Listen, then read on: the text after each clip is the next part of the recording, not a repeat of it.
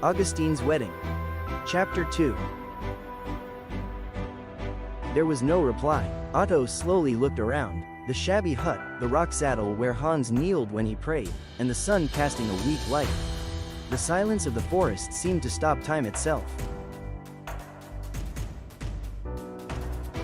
They remained like this for about 5 minutes.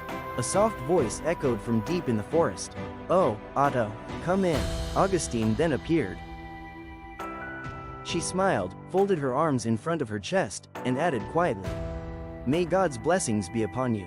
Even as she spoke her prayer, her movements were brisk. She opened the hut door and invited Otto inside. "My brother will be back soon. He's out hunting." As she said this, Augustine skillfully made some coffee.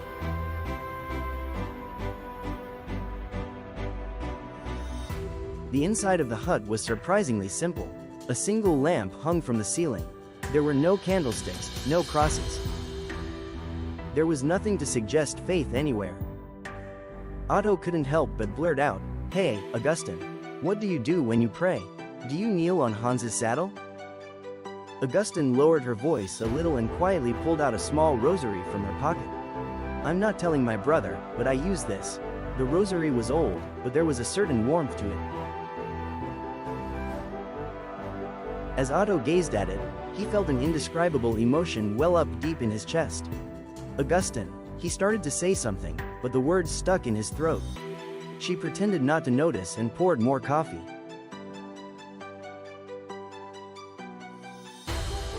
Silence fell. Outside the window, the wind rustled the trees, and the rustling of leaves crept into the hut.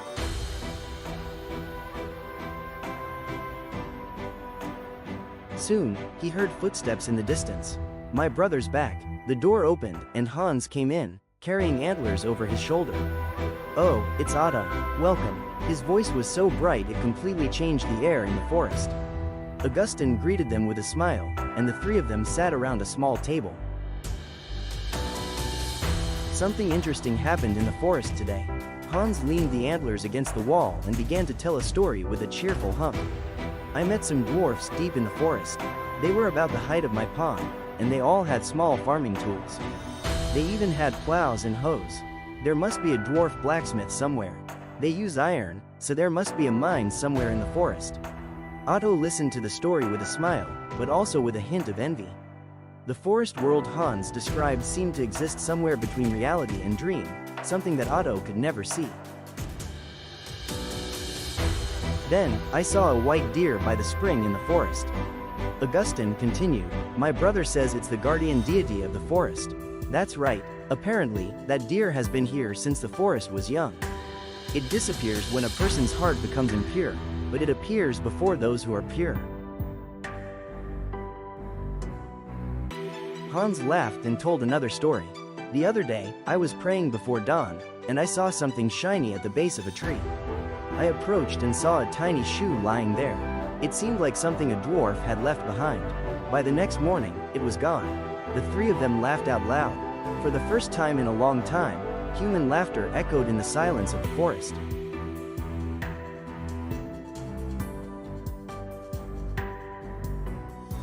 As the sun began to set, Otto got up. "If I don't go home soon, Torsten will be worried." "I see. Please come again." Hans shook hands firmly. Augustine smiled quietly and saw him off out the door. The forest wind caressed Otto's cheek. He turned and stared at the white smoke rising from the cabin's chimney. The smoke dissolved into the evening sky.